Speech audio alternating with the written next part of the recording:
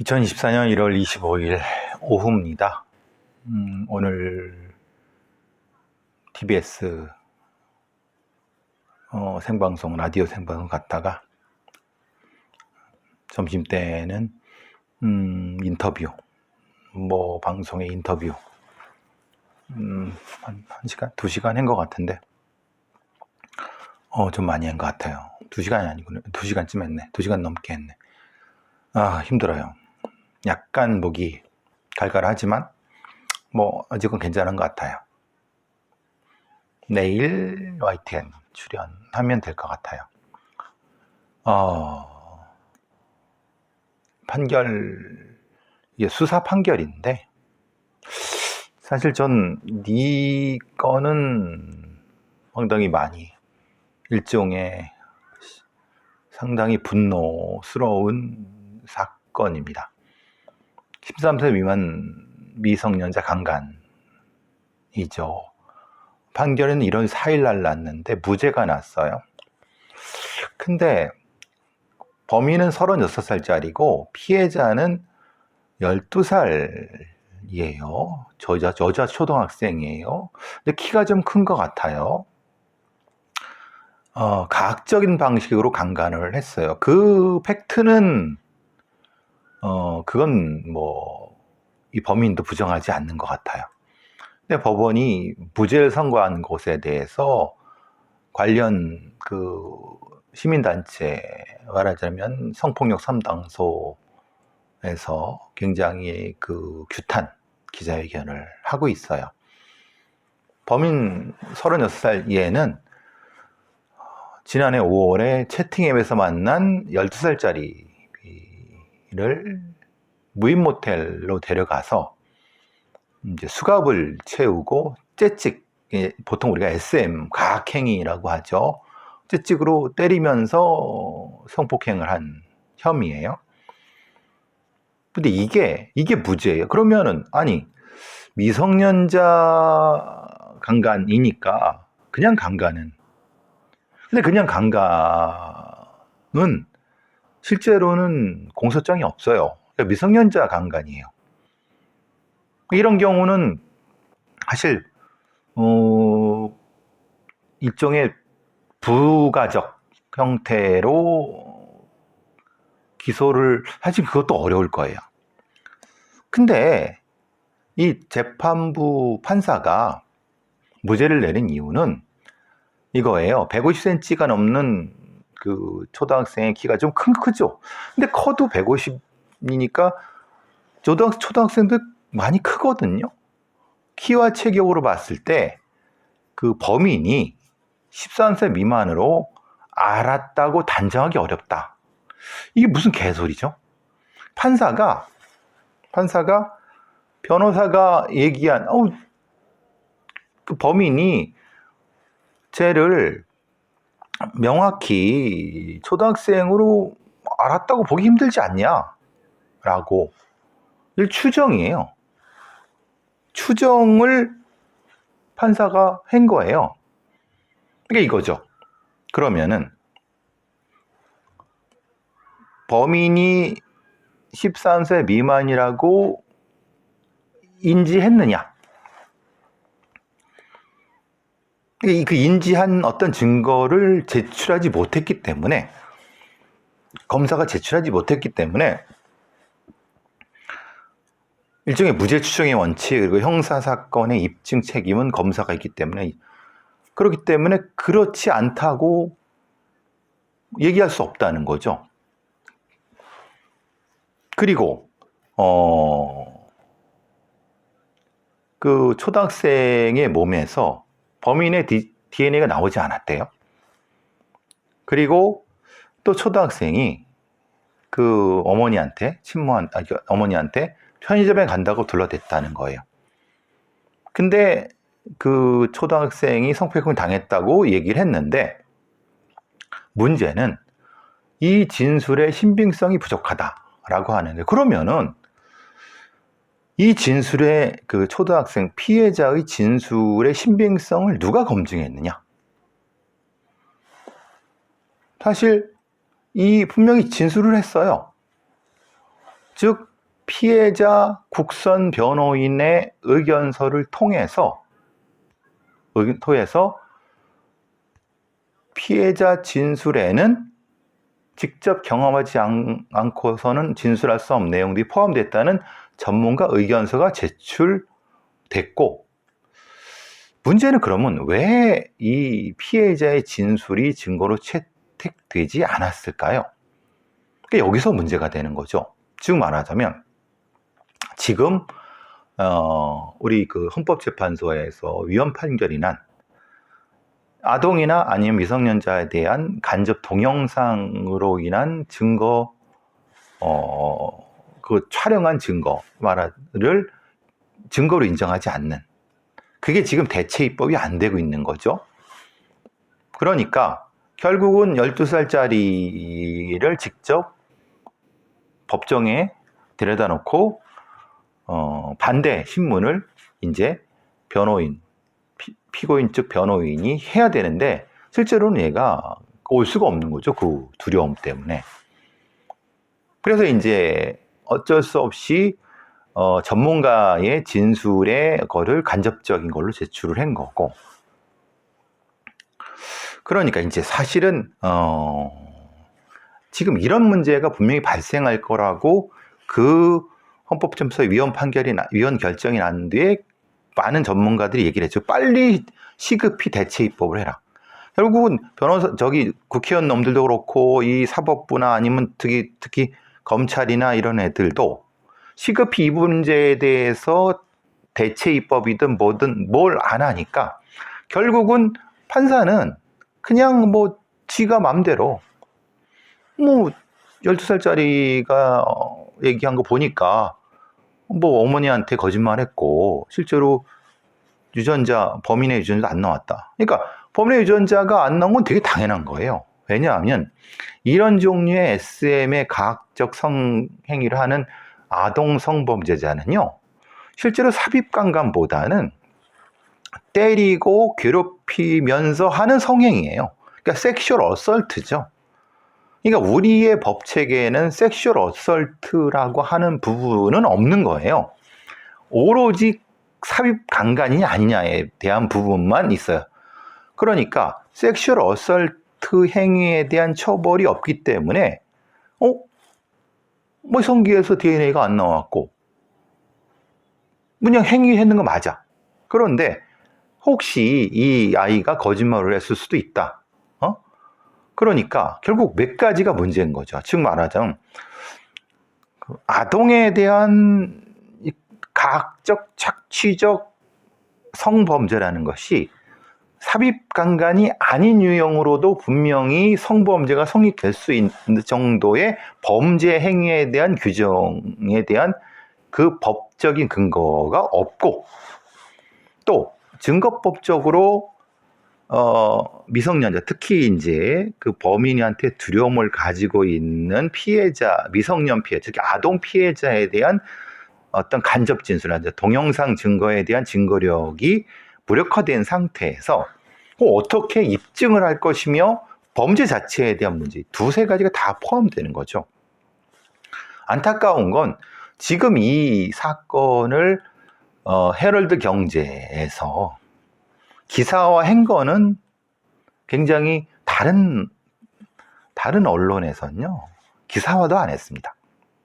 근데 기사화해 준 건 너무 고맙지만 제가 지금 말씀드리는 맥락을 분명히 설명을 해 주셨어야죠. 왜 이게 무죄가 났느냐. 그거는 아까 증거법적인 문제, 그리고 지금 말해서의 이 행위에 대한 이 강간에 대한 이 비동의 강간부터 시작해서 섹슈얼 어설트에 대한 규정, 이런 것이 부재하다.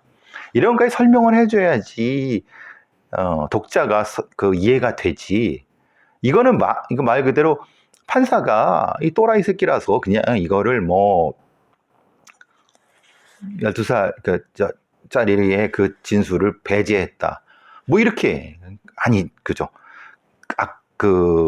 헌법재판소의 그 동영상 진술에 대한 증거력이 위헌 판결이 났고 대체 입법이 안 되고 있고, 그리고 섹슈얼 어설트, 성적 공격이라는 것 자체, 특히 아동 혹은 대상자에 대한 섹슈얼 어설트는 삽입강간이 아니더라도 상당히 많은 유형의 공격 행위가 존재한다. 이런 것이 정리가 안 돼 있는 거예요. 그러니까 어떻게 보면은 판사는 지금 상황에서는 무죄로 판결을 한 것은 판사 개입장에서는 사실은 제대로 한 거죠. 그러면 여기에 검사는 뭐냐? 그러면 그럼 그냥 강간으로 가든가, 아니면은 성추행으로 가든가, 아니면은 다른 이런 여러 방법을 왜 채택하지 않았느냐? 그러니까 이 지금 판결에는 그런 것들이 다 포함되어 있는 거거든요. 물론 판사가 그렇다 하더라도 이 부분에 대해서는 사실은 좀 여러 설명을 하거나 아니면 뭔가 필요했는데 그런 것을 일절하지 않았고, 수사하는 놈들도 실제로 그 간접증 증언이라든가 이런 부분에 대해서는 얘기를 하지 않으니까, 그러면 차라리 보강해서 다른 방식, 폭력이나 상해 쪽으로 가든가, 여러 대안이 있었을 수 있는데 수사한 놈도 문제, 이걸 그냥 무대뽀로 기소한 놈도 문제. 수사를 이거를 이제 부산이나 이제 경남에서 이걸 이따위로 수사하는데 거기에 있는 프로파일러든가 수사한 놈들은 뭐 하는 놈들이, 이런 무능하고 무지하고 무식한 인간들이 이 수사를 하고 그 프로파일러 임내하고 있으니까 경남에 뭐 TV는 잘 나오대. 근데 이건 어떻게 설명할 거니 말이야. 이 참 한심한 거예요.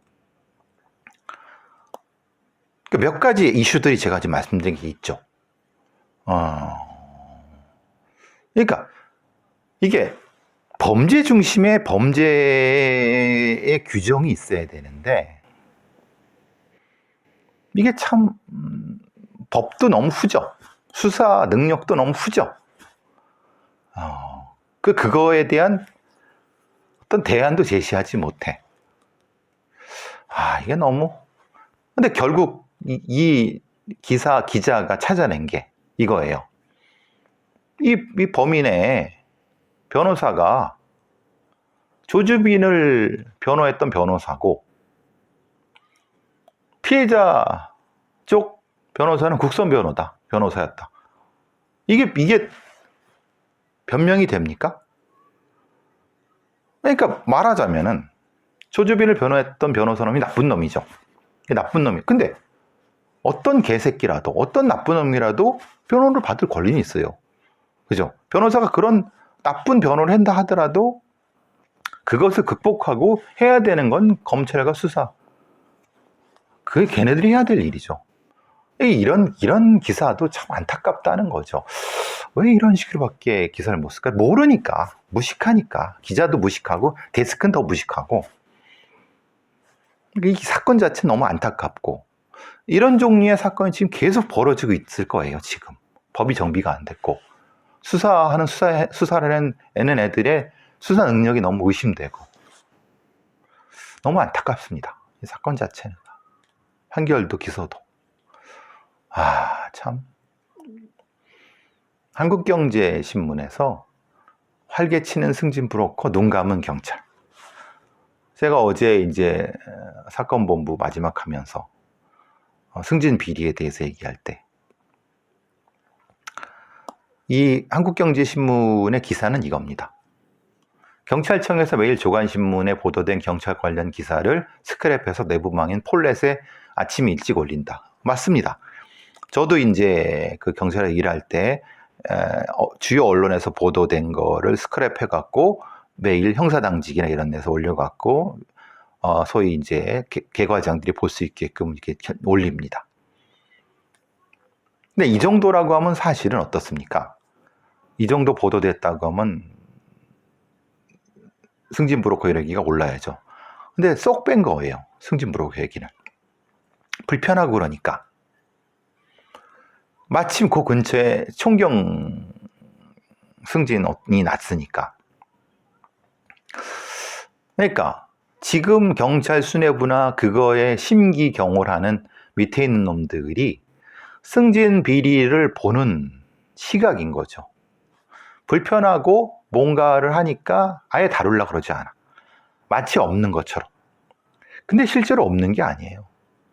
도대체 얼마의 비리가 있는지 직시하려고 그러지도 않아요. 현실을 직시하려고 그러지 않는 거는 결국은 지금에 있는 경찰의 적지 않은 수뇌부놈들이라든가 중간간부 이상의 놈들이 관련돼 있다? 모르죠. 그런데 이렇게 이따위로 처리하면은 100년이 가도 경찰 비리, 승진 비리는 해결될 수 없습니다. 이런 거는 한국 경제의 지적은 맞습니다. 아무리 한국 경제가 보수 신문이라 하더라도 무면허 만취 운전자를 잡고 보니까 13년 전 사건 처리된 남성이라는 거예요. 황당하죠. 그러니까 얘가 실제로 중앙선을 침범하는 교통법규를 어기지 않았으면은 그냥 지나갔을 거예요. 근데 어겼으니까 잡고 나서 인적상 주민등록증 대세하고 그랬더니 없대는 거야. 그래서 뭐 거짓말을 한 거죠. 누구누구 이렇게 그 주민등록 그 인적사항을 제시했는데 주민등록부를 봤는데 허위로 제시한 거예요. 현행범 체포한 다음에 그 다음에 이 지문 찍어갖고 확인했죠. 오피스를. 그랬더니 2011년도 이미 사망 말소된 사람이었어요. 이게 무슨 상황이냐? 사실 얘는 자기는 이렇게 얘기한 거죠. 사망 처리된 줄 몰랐고 열심히 일하면 살았다 라고만 했는데 그건 100% 거짓말입니다. 왜냐? 여러분 주민세도 내고 관련된 어떤 뭐 주민등록증이라든가 어떤 신분증 같은 거 다 어디 제시하고 그럴 겁니다. 그죠? 관공서 한 번이라도 드러날 수 있고. 근데 그거 안 했다? 아니죠. 사실은 다른 놈의 주민등록증으로 산 거죠. 왜? 그 주민등록번호를 외우면 되니까. 그럼 걔는 누구냐? 그럼 얘는 말소된 거, 말소됐어. 없는 사람이에요. 그러면 여러분 더블 크라임이라는 얘기 들어보셨나요? 사실 얘를 갖다 푹 죽여버려도 범죄가 안 돼요. 무슨 말이냐고요? 얘는 존재하지 않는 사람이에요. 시체예요. 이게 더블 크라임이라고 하는 영화의 제목이 그런 내용입니다. 근데 거기까지는 안 되겠죠. 당연히. 그건 알고 죽인 거니. 근데 실제는 존재하지 않아요. 이게 어떻게 가능하냐? 가능합니다. 이런 어떤 일종의 이미 사망 처리됐는데 남의 신분으로 살아가는 놈들이 한둘이 아닐 겁니다. 그럼 그거를 어떻게 왜 확인을 안 하느냐? 확인할 방법이 없죠. 그럼 얘가 뭐라자면 실종 신고하고 5년 지나서 이제 실종 처리, 사망 처리 됐을 거란 말입니다. 누가 그렇게 했으며 혹시 자신이 그렇게 했나? 아니면 이렇게 돼갖고 얻을 수 있는 이익이 뭘까? 혹시 얘는 채권이 많아갖고 그걸 회피하기 위해서 그랬나? 그럴 수도 있죠. 죽었으면 채무가 사라져버리니까. 굉장히 이 상황은 우리가 심각하게 고민을 많이 하고 사실은 좀 엄정하게 살펴봐야 될 문제입니다. 즉, 사망 처리됐는데 살아서 돌아다니는 어떤 인간들에 대한 우리가 한번 심각하게 고민을 해봐야 할 내용입니다. K뱅크, 저도 K뱅크에 계좌가 있지만 K뱅크가 선도적으로 뭘 했냐면 통장 묶기 사기를 1시간 내에 풀어주는 걸 서비스를 했어요. 통장 묶기가 뭐냐면요. 어떤 놈이 어떤 사람의 계좌에 한 20만 원을 입금을 시킵니다. 그러고 난 다음에 그거를 보이스피싱 계좌라고 신고해 버리는 거예요. 그러면 신고하면은 그게 바로 계좌가 동결이 돼 봅니다. 그러면 그 사람은 아무런 뭐 어떤 잘못도 안 했는데 갑자기 자기 계좌가 동결돼 갖고 그 계좌, 물론 그 계좌를 풀어낼 수 있어. 근데 그게 2주가 3주 넘게 걸립니다. 자기 잘못도 아닌데 고통을 받는 거예요. 빨리 그래서 이 관련법을 바꿔야 된다 라고 하는데 그걸 안 하고 있고, 그러면 은행들이 이걸 어렵고 힘들어서 안 하느냐? 아니 그럼 K뱅크는 어떻게 했어? K뱅크는 통장 묶기 사기가 급증하니까 1시간 만에 풀어주는 서비스를 하는 거예요. 관련된 서류를 가져와서 입증하면 1시간 만에 풀어줘요. 그럼 K뱅크가 하는데 다른 은행들은 왜 안 해느냐? 결국은 다른 은행이라는 놈들은 결국은 귀찮고 또 이거 묻고 그러면은 뭐 여러 가지 행정비용, 이런 어떤 비용이 들고 절차가 있으니까 귀찮아서 안 하는 거 아니냐. 그럼 우리의 굴지에 있는 국민은행부터 시작해서 우리은행 뭐 여러 가지 그 아주 진짜 하나은행 뭐 이런 은행들이 일반 서민들로부터 돈이나 뜯어내고 예대 마진하고 서비스는 개판이고, 그런데 정작 국민들이 필요로 하는 이런 서비스에선 등한시한다. 돈만 벌어 처먹을 줄 알았지. 너무 한국의 은행은 땅집기 훔치기로 돈 벌어요. 그리고 이런 피해가 있어도 선뜻 나서서 서비스 차원에서 하려고 그러질 않아요. 물론 금융당국에서는 뭐 어떤 대처가 없고 뭐 그런데 다 개소리입니다. 그럼 K뱅크는 어떻게 할 수 있습니까? K뱅크라는 것도 시중은행인데. 그러니까 말 같지도 않은 소리라는 겁니다. 그럼 그 금융은행감독원이나 금융감독당국에서는 왜 이걸 제대로 하지 않고 있죠? 야, 그 새끼들은 나쁜 놈이라는 거예요. 금융감독원이나 아니면 금융위원회나. K뱅크 같이 금융권 최초로 즉시 해제 제도 1시간 만에 해제해줘요. 왜? 방법은 간단해요. 20만 원 입금됐지? 20만 원을 그거만 딱 묶어놓고 나머지는 풀어줘요. 그리고 만약에 이것을 얘가 못 쓰게 해. 계좌 주인이.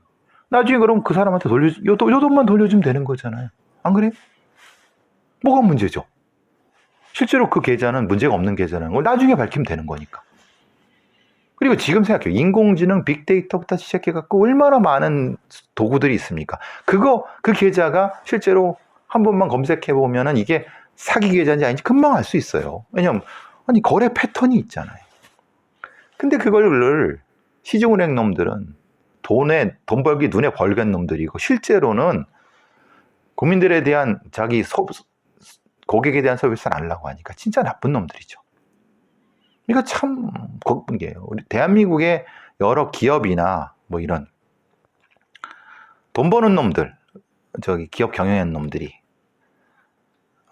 불만만 대한민국 기업력이 나쁜 나라다, 뭐 돈 벌기 나쁜, 웬걸 돈은 잘 벌어 처먹으면서 실제로 소비자에 대한 서비스는 개판이다. 할 말이 있습니까? 제가 이렇게 얘기해도 웃긴 소리입니다. 웃긴 얘기입니다, 진짜. 기술경찰이라고 들어보셨네, 기술경찰. 이게 이제 안보경찰 중에 하나죠. 근데 머니투데이에서 기술경찰에 대한 비판을 내놨는데, 그러니까 우리나라에 산업 스파이들이 많이 들어와 있습니다. 중국에서 우리나라의 그 반도체 기술부터 시작해서 다양한 기술들을 도둑질해가는 놈들이 많습니다. 근데 정작 그거를 수사해서 그거를 처벌할 수 있는 시스템은 되어 있느냐? 여태까지 구속 피의자 제로, 형량도 집행유예, 징역 1년, 제일 많아야 3년, 솜방망이 처벌. 이른바 산업기술경찰입니다. 정확한 안보경찰이죠. 안보수사국의 기술 유출 관련된 부분입니다. 수사하기는 되게 어렵습니다. 그런데 여기에 있는, 왜냐? 전문 수사관들을 만들어내기가 쉽지 않습니다. 이게 뭐 한 번에 떨어지는 게 아니라 몇 년을 제대로 가르쳐도 사실은 제대로 하기 힘듭니다. 그런데 만들기 힘드니까 승진도 어려워. 처벌은 잘 안 돼. 그러니까 왜 그러느냐? 기업이 오히려 신고를 꺼려요. 기술 유출되면. 왜냐하면 자기네 이미지가 떨어질까 봐. 왜냐? 그 회사가 보안이 취약하네? 이런 낙인이 찍히고. 그죠? 일단 혐의를 입증하고 증거를 수집하는 것도 사실 힘들어. 영장이 잘 안 나와. 법원이 너무 허술해. 이런 기술 유출에 대해서 쉽게 영장을 잘 안 내줘.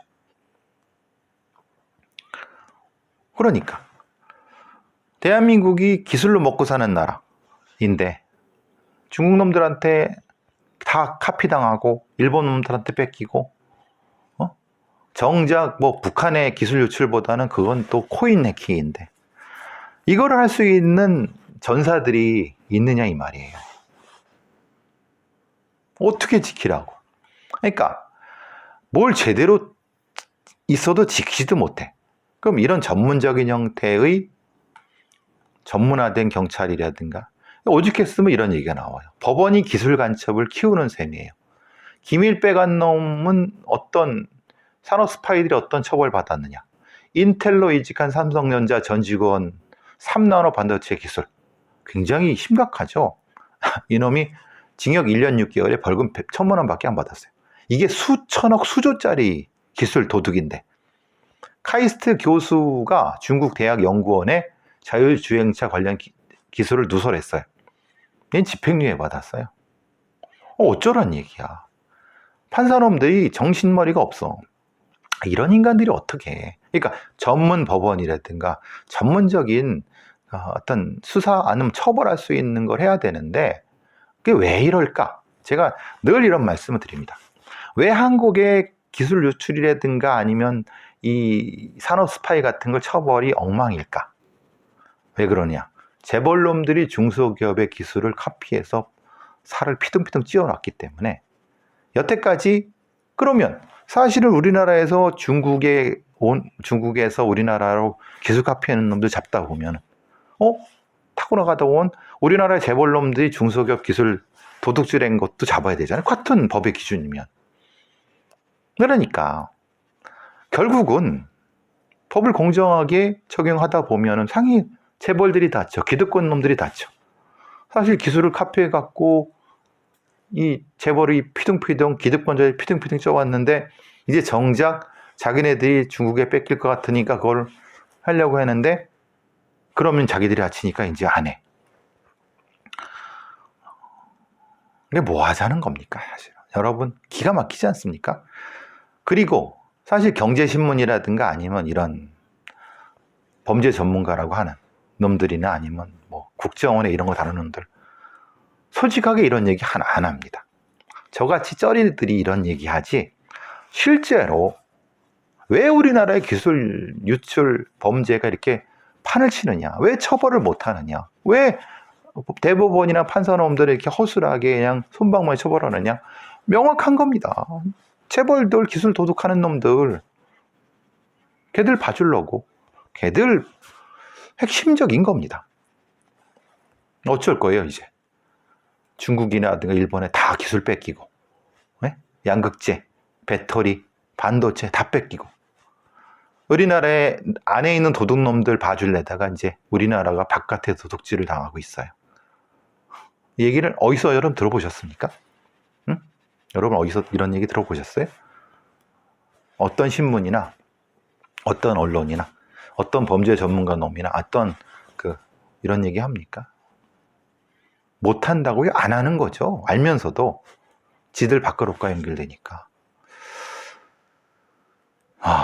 이게 대한민국의 현실입니다. 뭘 해야 되는지, 우리나라가 살려면 뭘 해야 되는지가 명확한데 아무도 관심을 갖지 않아요. 같이 죽는 겁니다. 같이 죽는 거예요. 정의가 있어야지 생존이 생기는 겁니다. 이건 명확한 겁니다.